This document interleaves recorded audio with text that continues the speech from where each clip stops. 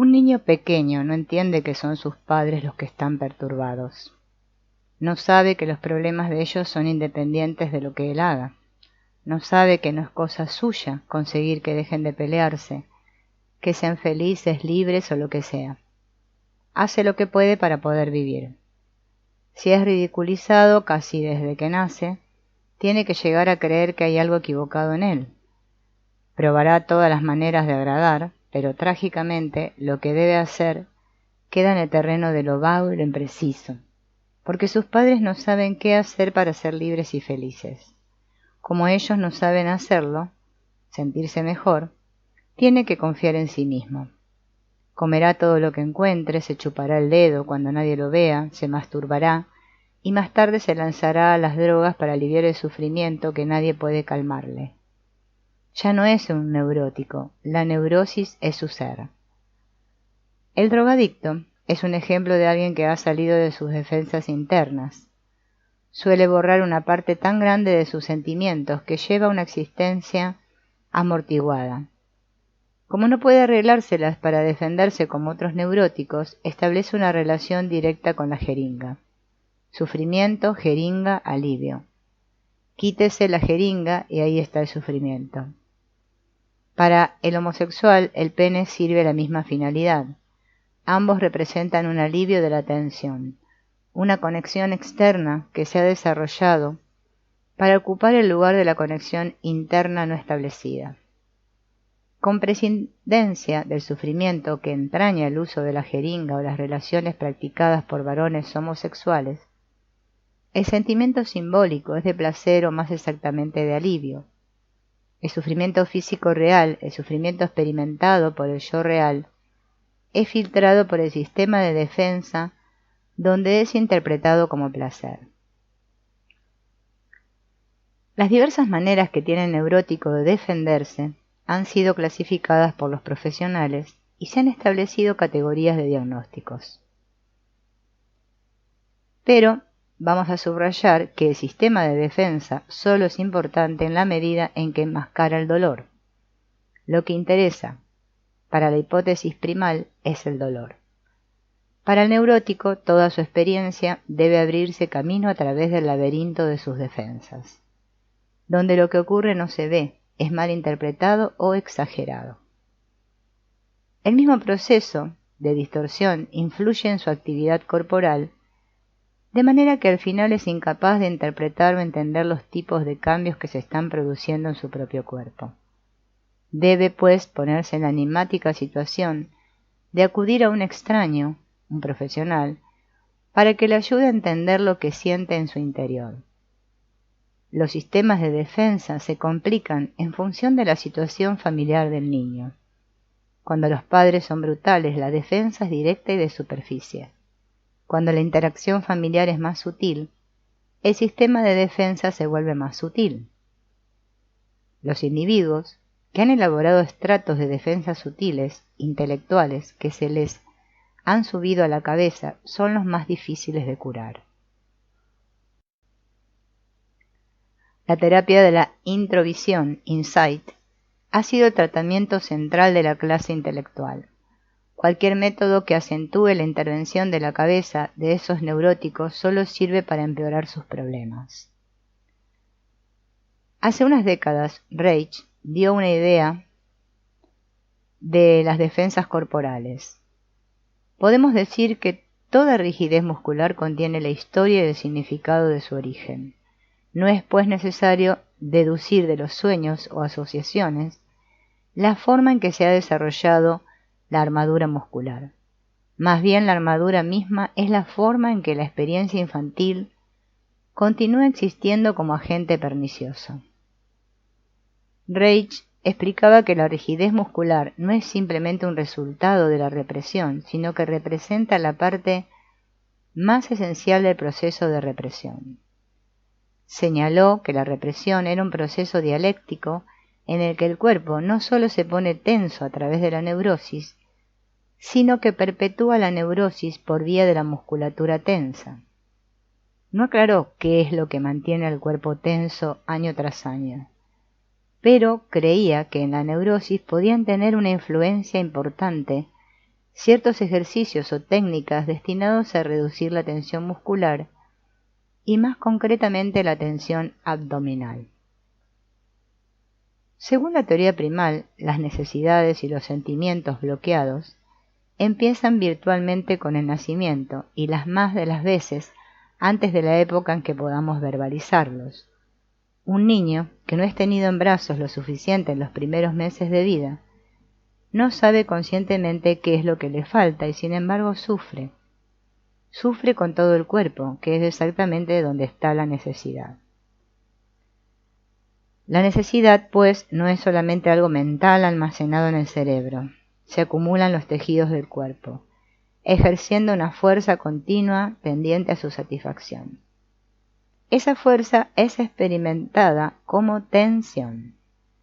Podemos decir que el cuerpo recuerda sus privaciones y sus necesidades exactamente donde están las necesidades. Las necesidades se encuentran en la musculatura, en los órganos y en el sistema sanguíneo.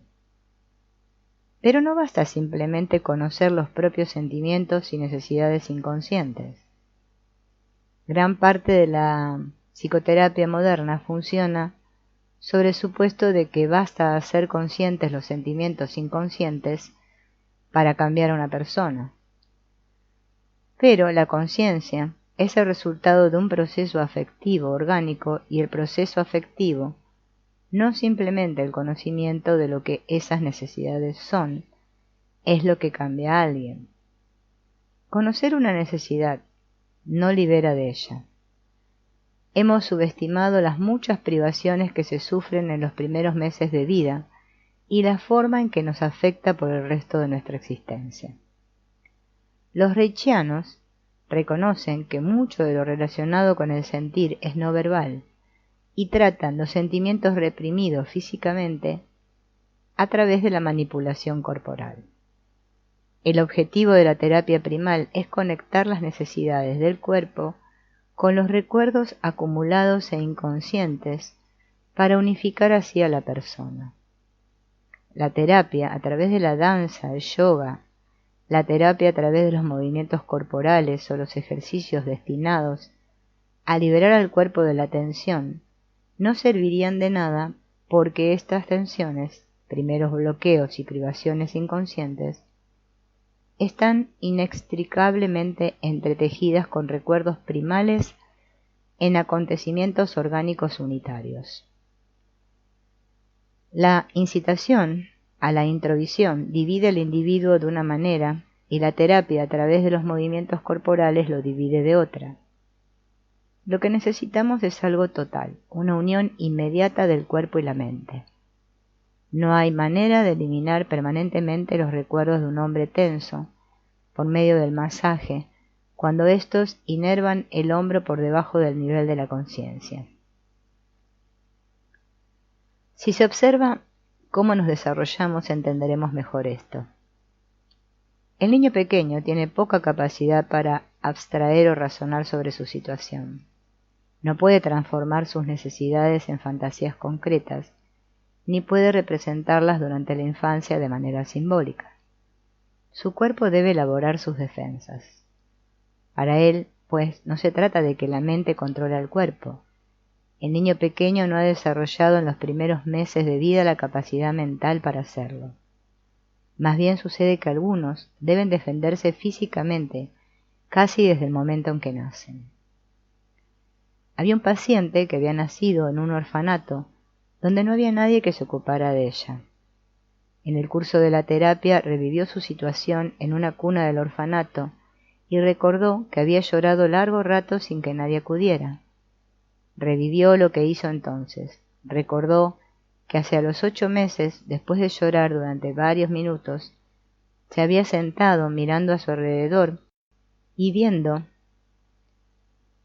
que no había nadie, sintiendo el cuerpo pesado y arrullándose a sí misma para dormirse. Esto se convirtió pronto en un hábito. Se despertaba incómoda, empezaba a llorar, se callaba y se quedaba acostada en la cama amodorrada. Esa modorra se volvió automática en los 2 primeros años de su estada en el asilo. Más tarde, cuando lo abandonó, adoptó la forma de un amodorramiento cada vez que estaba incómoda o asustada. Decía, era como si fuera succionada desde adentro. Amortiguaba todas las partes de mi ser de manera que estaba semidormida incluso mientras caminaba. Esta apatía y falta de vía, dicho sea de paso, es observada por muchos investigadores en los niños de los asilos. Deben amortiguarse y crear una barrera para poder sobrevivir. Lo que había ocurrido a esa mujer en el orfanato era el resultado de un sistema protector del cuerpo. Esa defensa corporal que la siguió durante parte de su vida se desarrolló debido a su trauma, y la decisión empezó antes de que se desarrollaran el intelecto y la posibilidad de defensas intelectuales. No creo que por muchos ejercicios que hiciera, después consiguiese flexibilizar y activar su sistema muscular.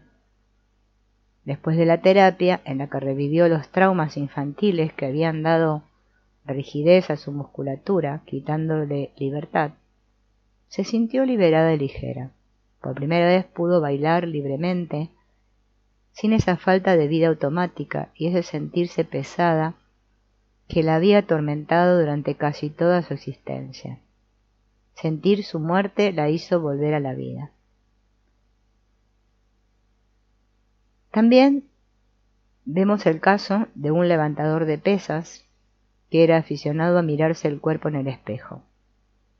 Lo que veía era una tensión cuidadosamente construida. Observaba su sistema de defensa y trataba de construirla físicamente. Todo ello para no sentirse débil y sin protección.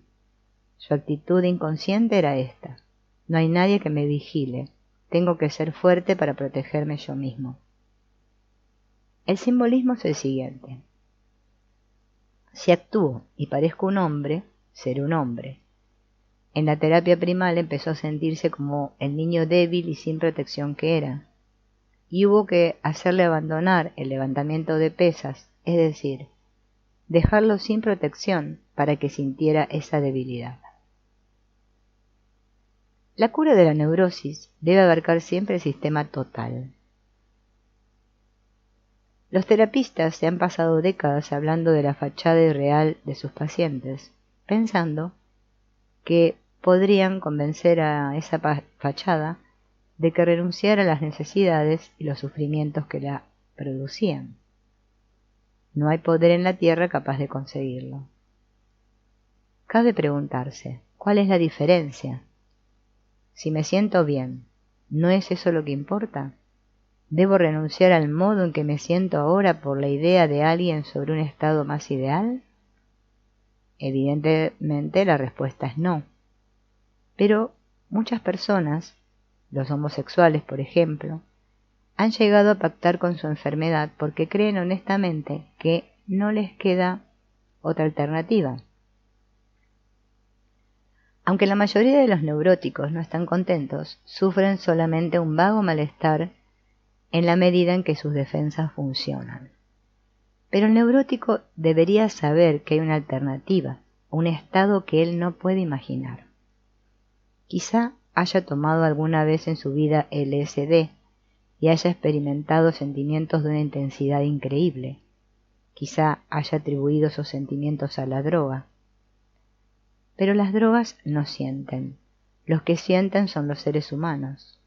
Es decir, la gente no neurótica siente.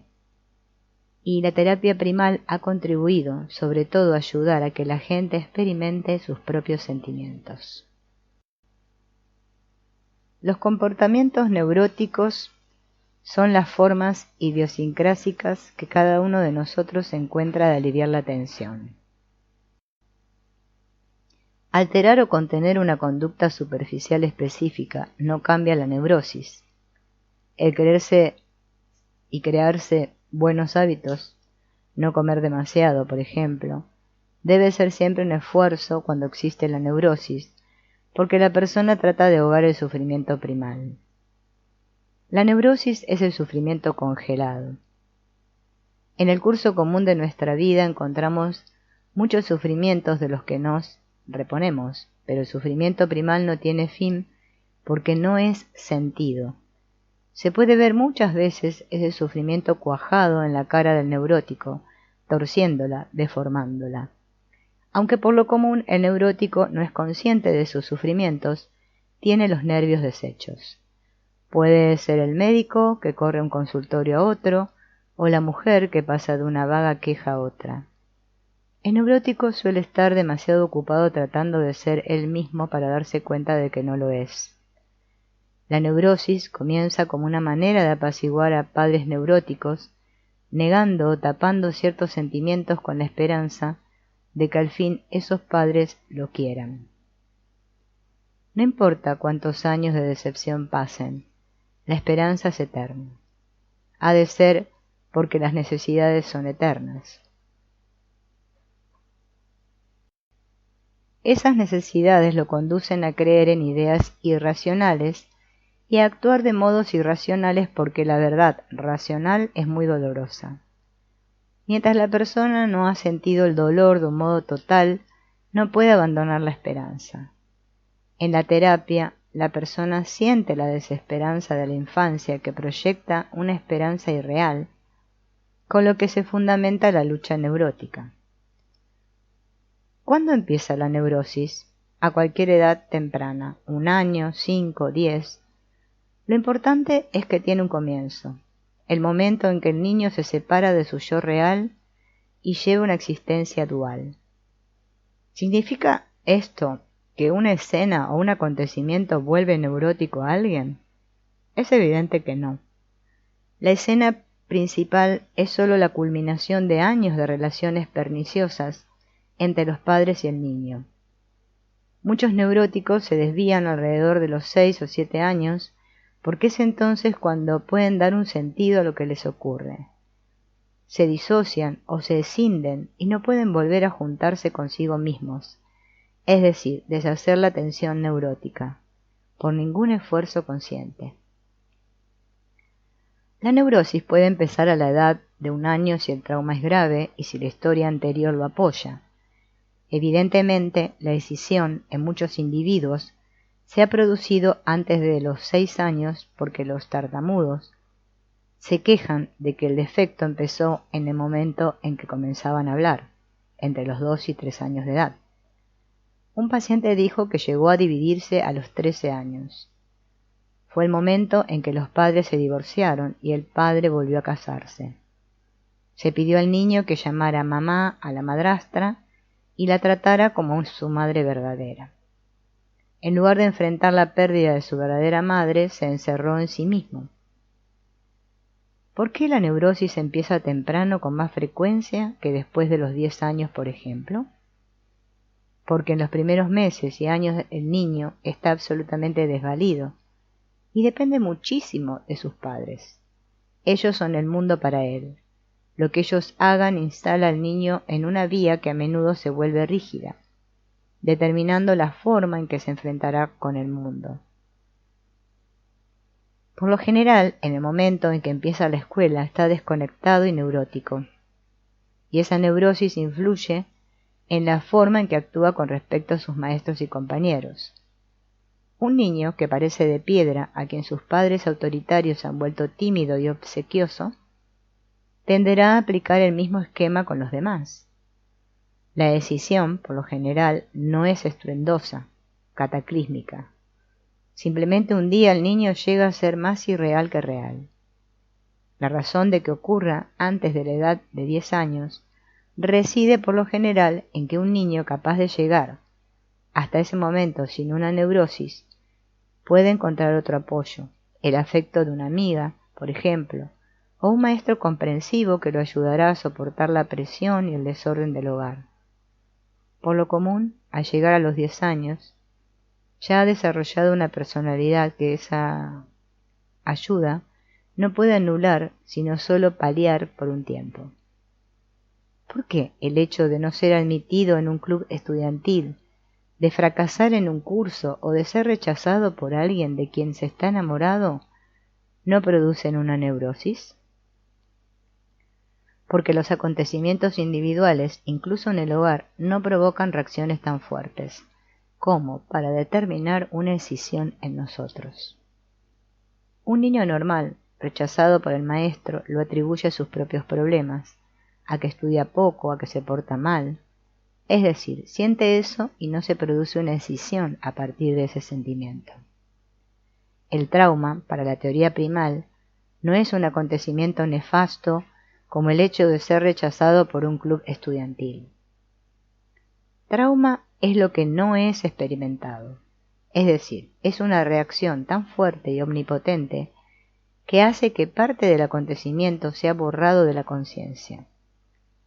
Sollozar por un rechazo social junto a una madre consoladora es muy diferente que comprender que uno es odiado por su madre y no tiene a quién volverse con sus sentimientos. Ninguna conferencia de familia anulará esto más adelante. Un niño puede entender por qué su madre lo rechazó al principio, pero esa comprensión no modificará sus primeras necesidades insatisfechas. ¿La escena primal significa que uno es neurótico entonces y para siempre? La escena primal representa el salto cualitativo, el paso a un nuevo estado, la neurosis. A partir de entonces no hay afecto, seguridad o cuidados que anulen la neurosis. Se ahonda con cada nuevo trauma o represión por parte de los padres. Si cuando el niño tiene 8 años, por ejemplo, apareciera un progenitor afectuoso, quedaría siempre por remediar el daño anterior. Ese progenitor afectuoso ayuda, desde luego, porque no ahonda la neurosis, pero no puede anularla. Solo el dolor puede conseguirlo. El experimentar los sufrimientos que han exigido tapar partes del yo real. La naturaleza de sentir. La exigencia esencial del cuerpo es ser sentido. Empezamos a sentir cuando están satisfechas todas nuestras primeras necesidades. Cuando nos abrazan y nos besan, nos permiten expresarnos y movernos libremente y nos dejan desarrollarnos a nuestro ritmo natural. Satisfechas las necesidades básicas, el niño está preparado para sentir todo lo que hay que sentir cada nuevo día. Las necesidades no satisfechas suplantan lo demás e impiden que el niño sienta el presente. Este es para el neurótico solo un mecanismo que compensa viejas necesidades y heridas y trata de resolverlas. Las necesidades y los sentimientos del pasado son inconscientes por 2 razones. A menudo el sentimiento se desarrolla antes que el uso de los conceptos, de modo que es irreconocible. Un niño no sabe que no debe ser destetado demasiado pronto, por ejemplo. En segundo lugar, aunque los sentimientos hubieran sido reconocibles una vez antes de la escena primal, pueden haber sido reprimidos continuamente por padres neuróticos, de modo que llega el momento en que el niño no sabe lo que está sintiendo. Si a un niño no se le permite llorar, sea porque un progenitor demasiado solícito no puede soportar un instante de tristeza en su hijo, o que se burle tratándolo de nene, no pasará mucho tiempo antes de que no sepa siquiera que quiere llorar. En realidad, quizá también él termine por burlarse de las lágrimas como de una debilidad. La represión del sentimiento no tiene por qué ser necesariamente un acto directo de un progenitor. La negativa a sentir puede producirse en la infancia, antes de que el niño tenga edad suficiente para llegar a una transacción con sus sentimientos y presentar una buena fachada. La simple falta de un progenitor que lo levante de la cuna puede crear tanto sufrimiento que al cabo de un tiempo el niño silencia su sufrimiento, silenciando su necesidad. Deja de sentir su necesidad, pero la necesidad persiste, minuto tras minuto, año tras año. La necesidad sigue siendo fija e infantil porque es una necesidad infantil.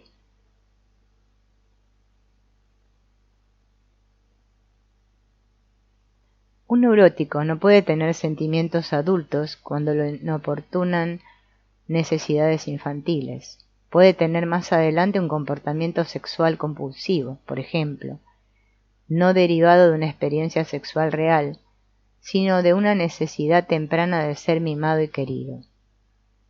Cuando ha sentido todas las viejas necesidades como son, puede sentir realmente el sexo, lo cual es muy diferente de lo que el neurótico piensa de la sexualidad. Lo que el neurótico está representando en el caso de la sexualidad compulsiva es una vieja necesidad, posiblemente no conceptualizada. Quizá le ponga un nuevo rótulo, sexo, pero la necesidad debe ser sentida. Al recibir el impacto de este hecho en pleno acto sexual, un paciente perdió la capacidad de erección, sentimiento sexual simbólico, y le pidió a su mujer que simplemente lo abrazara. Al detener el acto sexual, este hombre estaba sintiendo realmente, lo cual no fue apreciado por su mujer. Estaba conceptualizando su verdadera necesidad, no ya representándola simbólicamente. Así pues, vemos que el sentimiento es sensación conceptualizada. Esto significa correctamente conceptualizada.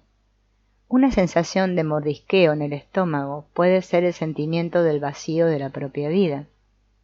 El neurótico puede transmutar ese sentimiento en la sensación de hambre. La neurosis impide el reconocimiento correcto de sensaciones corporales penosas. No me quieren, dejando que la persona sufra constantemente. Puede tratar de aliviar esas sensaciones de una u otra manera, mediante el sexo, en el caso anterior, pero esa sensación no puede aliviarse mientras no esté realmente conectada, mientras no se convierta en un sentimiento.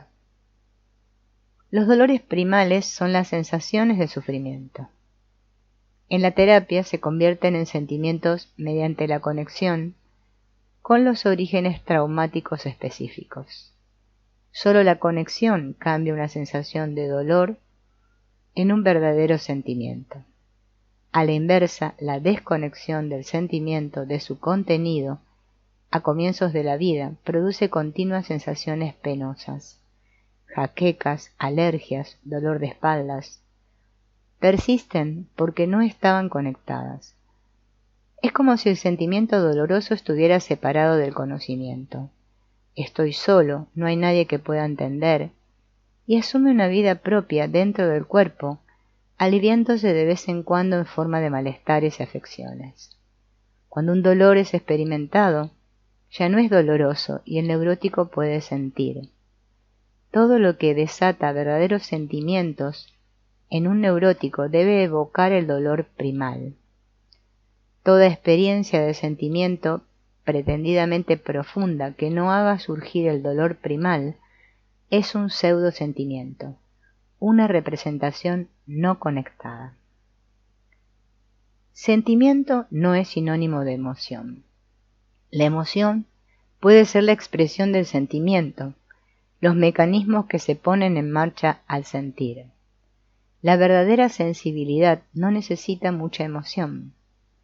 En la mayor parte de los casos la emoción se limita a poner en marcha los mecanismos de la sensibilidad sin el sentimiento. Por desgracia, muchos neuróticos han considerado la emoción como un signo de sentimiento y a menos que alguien sea efusivo y reaccione excesivamente, tienden a creer que la persona no siente realmente. Los padres neuróticos suelen ser felices cuando se les agradecen los regalos que han hecho.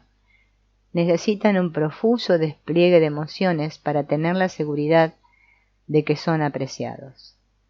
De esas maneras sutiles los niños no pueden ser ellos mismos y reaccionar con naturalidad. Antes bien deben hacerlo con exageración, porque las reacciones honestas suelen ser tomadas por los padres como señales de rechazo. Algunos pacientes, avanzado el tratamiento, dicen que el acto sexual suele conducir involuntariamente a una reacción primal. Un hombre lo explicó así: antes de la terapia yo tenía toda clase de sentimientos contenidos que descargaba a través del sexo. Me consideraba a mí mismo muy sexual. Podía hacer el amor todo el tiempo. Ahora sé que mi gran urgencia sexual estaba constituida por todos los otros sentimientos que trataban de salir como podían. Yo los descargaba por la punta del pene. No es de sorprender que el orgasmo fuera a menudo doloroso para mí. Solía considerar natural que ese clímax fuera doloroso. Llegaba enseguida porque todos los otros sentimientos ocultos empujaban por aliviarse antes de que yo pudiera controlarlos. Cuando era chico eso adoptaba la forma de eneuresis, pero no era control lo que yo necesitaba para no orinarme en la cama o para evitar la eyaculación prematura. Necesitaba sentir todos esos sentimientos reprimidos y liberarme de esa horrible y constante presión.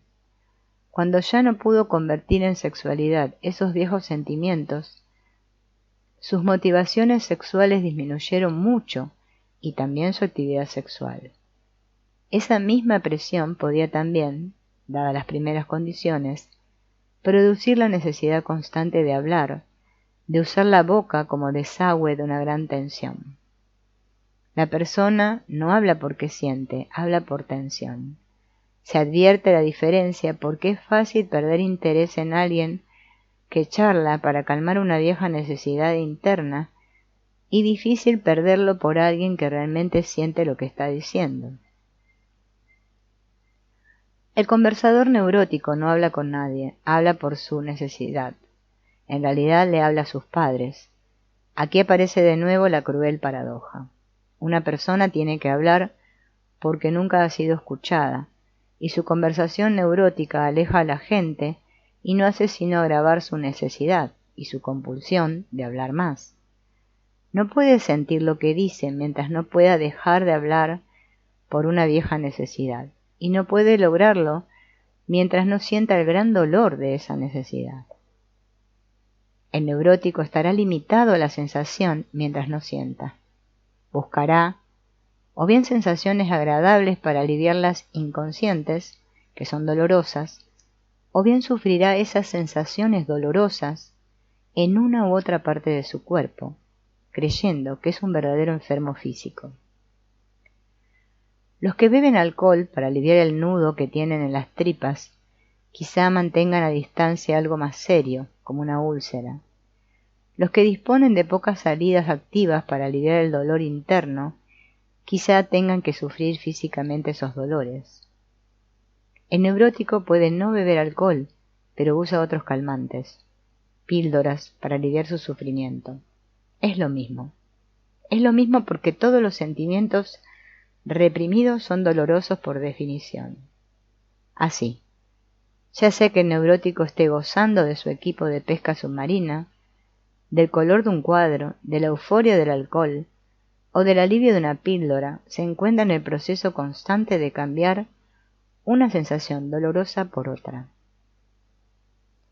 Mientras no conecte esa sensación de tener la garganta apretada, que se convierte en dolor bastante pronto, con el sentimiento más profundo, debe pasarse la vida en el trueque de sensaciones.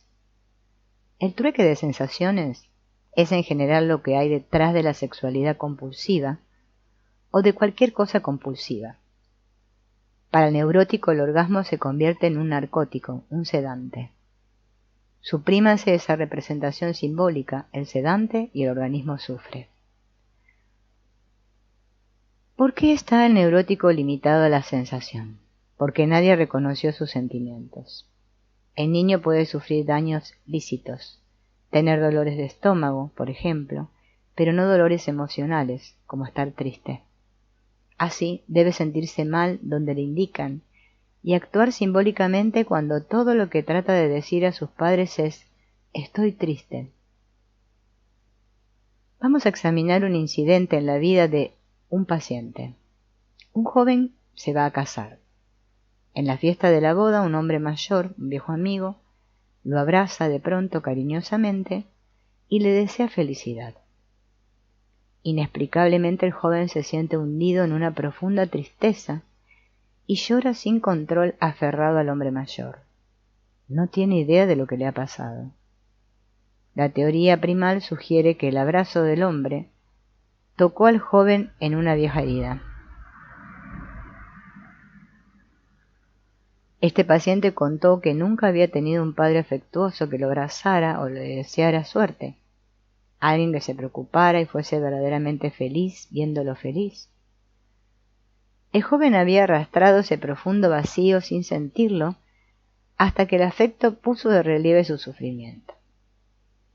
Lo que estaba sintiendo el joven era un fragmento de un sentimiento total que, de haberlo experimentado enteramente, lo habría inundado de dolor, más allá de la profunda tristeza que sentía en aquel momento. Aunque hubiera recibido afecto aquel día, el dolor no se alteraría mientras el hombre no pudiera tenderse en el suelo, experimentar el sentimiento en todos sus detalles y, cosa más importante, conceptualizar su daño. La lucha comenzó cuando tuvo el primer atisbo de que no había contado con un padre cariñoso. Empezó a actuar con independencia, aunque en realidad necesitaba el cariño de su padre. En la medida en que podía evitar el afecto, exactamente lo que necesitaba, podía evitar el daño. El súbito cariño del hombre mayor lo pescó desprevenido en un momento emocional y vulnerable, su boda. Otra paciente describió así lo que le ocurría con sus sentimientos. Es como si trazara un círculo alrededor de esa imagen de mí misma, como alguien no querido, indigno de ser visto o escuchado, relegado al olvido. Pero junto con ese sentimiento de no ser querida, desapareció toda mi capacidad de sentir y con ella el amor, la fuerza y el deseo. Yo ya no existía. Cuando me volví a buscar mi yo, encontré un vacío, la nada. Había muerto por el odio y el rechazo de mis padres. Para mí la realidad era sentir la realidad de mi yo despreciado.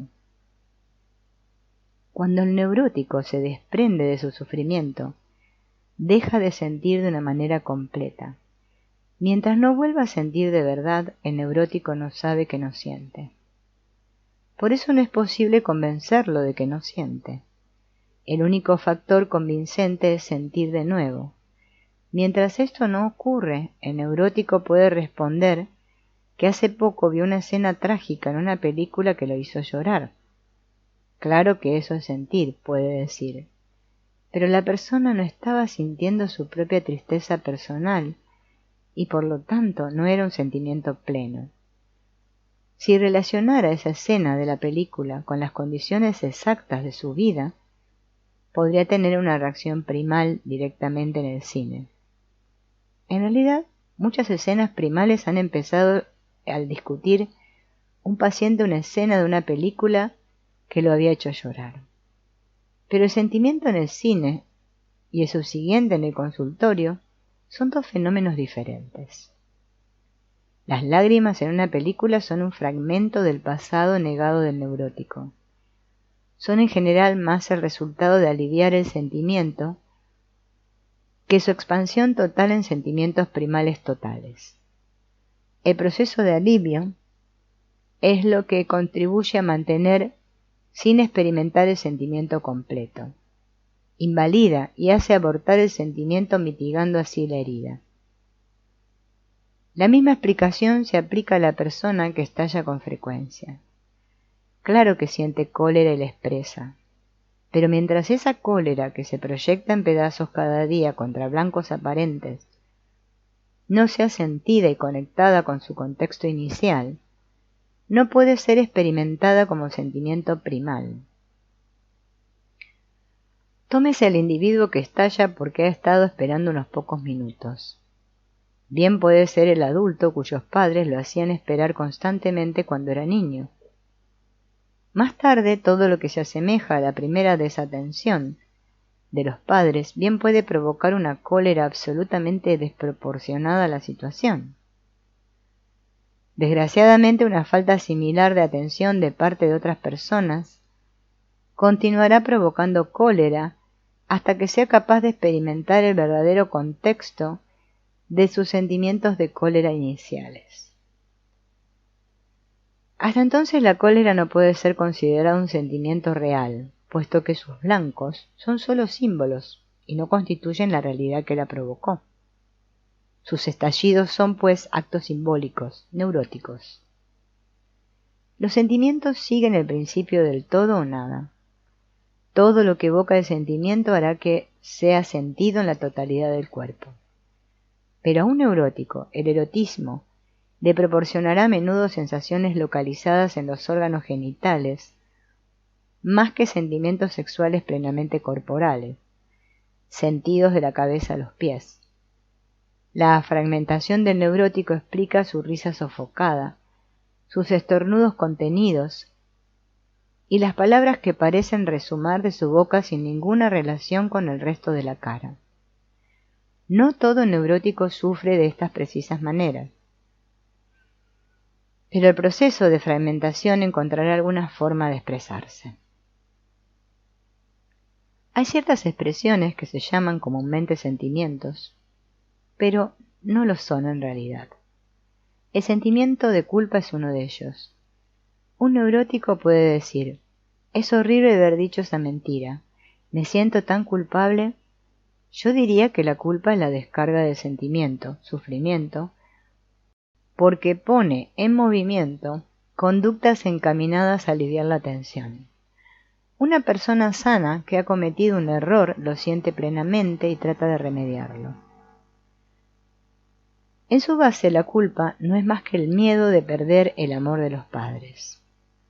Durante una escena primal, un paciente dijo que estaba furioso con su padre porque lo había abandonado de muy pequeño. Dijo que se sentía como un león furioso en las tripas y como un gatito asustado en la boca. La culpa, dijo, le impedía gritar su cólera.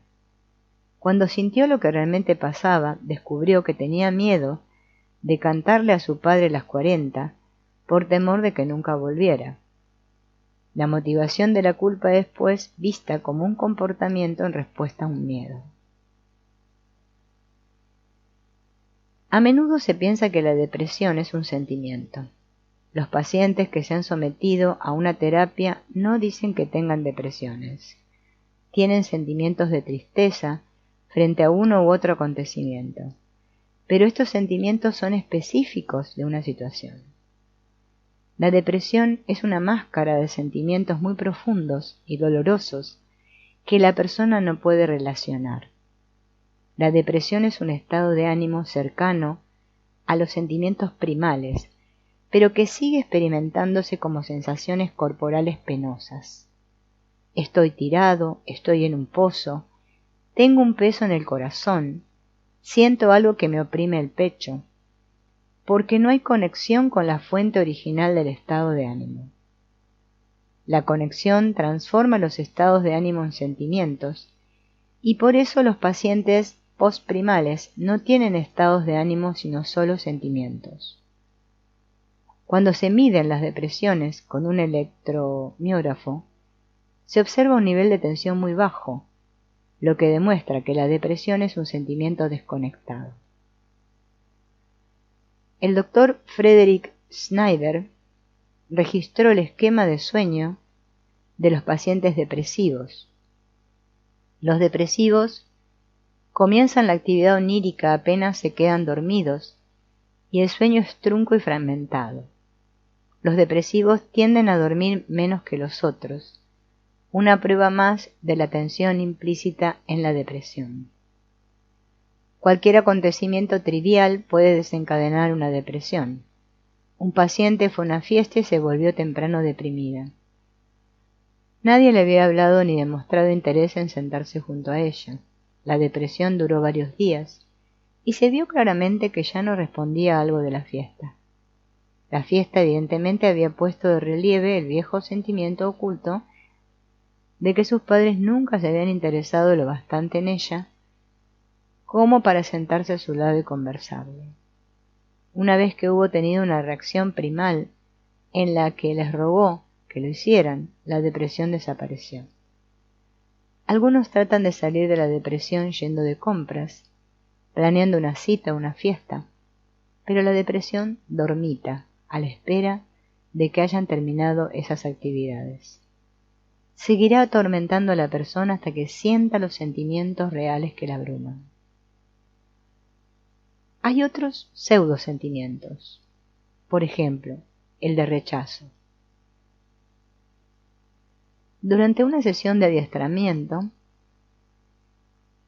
una persona criticó el informe escrito de un joven psicólogo por considerarlo inexacto. Este empezó a lanzar una andanada defensiva, diciendo: mi intención no era esa, además el informe no está terminado, etcétera, etcétera. Cuando se le preguntó qué sentía, él dijo: rechazo. Lo que en realidad experimentaba era unos soterrados sentimientos de rechazo por parte de su padre. Nada de lo que haga es bastante bueno para conseguir que me quieras. Pero para no sentir esa herida, arrojaba una cortina de humo de explicaciones, proyecciones, excusas, para protegerse de la herida primal. No discutía las inexactitudes de su informe. Esos errores significaban para él que no valía y no sería querido. El sentimiento incipiente de rechazo no estaba experimentado plenamente. Más bien ponía en acción un comportamiento que tapara el sentimiento. Lo que en realidad hacía el joven psicólogo era tapar el viejo sentimiento desencadenado por la crítica actual. No había nada intrínsecamente doloroso en el hecho de escribir un informe inexacto que justificara todas esas negativas excusas. Se disculpaba por su informe a fin de mantener a distancia el dolor primal. Empezó a sentir algo, rechazo, y el viejo rechazo verdadero, pero tapó el sentimiento, y por eso nos damos cuenta que el neurótico no siente plenamente. Está escindido de su infancia y de sus sentimientos infantiles, de modo que no puede sentir como experiencia total. Cada nuevo insulto o crítica que recibe siendo adulto pone de relieve fragmentos del viejo sufrimiento. Pero sentirse realmente rechazado significa retorcerse de dolor durante una reacción primal, sentirse absolutamente solo y no querido como aquel niño. Una vez experimentado, no hay más sentimientos de rechazo, sino solo aquellos que corresponden al momento actual. Así, si una mujer lo desaira en una reunión social, la persona sentirá: no le gusto, o está realmente antipática hoy. No se sentirá rechazado, en el sentido neurótico del término. Esto significa que no hay historia de rechazo que convierta un desaire en una perturbación duradera. La vergüenza es otro falso sentimiento. Pongamos que un hombre grande llora y después se siente avergonzado por ello. Realmente siente que no será aprobado por haberse comportado como un débil. Trata de tapar su acto: me siento tan avergonzado, pidiendo disculpas por su comportamiento de modo que de no sentirse no querido. En este sentido, el yo irreal, que ha absorbido los valores de los padres y más tarde de la sociedad, está rebajado al yo real. El orgullo es triunfo del yo irreal, es un no sentimiento, es apuntar a algo, a algún acto que, a menudo, de modo inconsciente, los enorgullece a ellos. Es la representación para ellos. La gente que siente no necesita representar para sentir. Lo que el neurótico hace para sentirse orgulloso cambia con la edad. A los 2 años no se orina encima y a los 30 mata a un elefante. La misma necesidad puede dirigir ambos comportamientos. La necesidad permanece constante. Lo que hacemos al envejecer es urdir círculos cada vez mayores de defensas alrededor de la necesidad hasta que nos perdemos en un laberinto de actividades simbólicas. Cuando el neurótico piensa que alguna situación actual de su vida le provoca tremendos sentimientos, la intensidad de ellos es el peso que se añade al pozo primal. Cuando ese pozo es vaciado metódicamente en terapia, la persona descubre que sus sentimientos son en realidad poco intensos. Cuando el tintorero le devuelva la ropa mal limpiada, quizás sienta fastidio, pero no furia. El neurótico vaciado aprenderá también cuán escasos son los sentimientos del hombre. Libre de vergüenza, culpa, rechazo y todos los otros falsos sentimientos, comprenderá que estos son sólo sinónimos del gran sentimiento primal oculto, el no ser querido.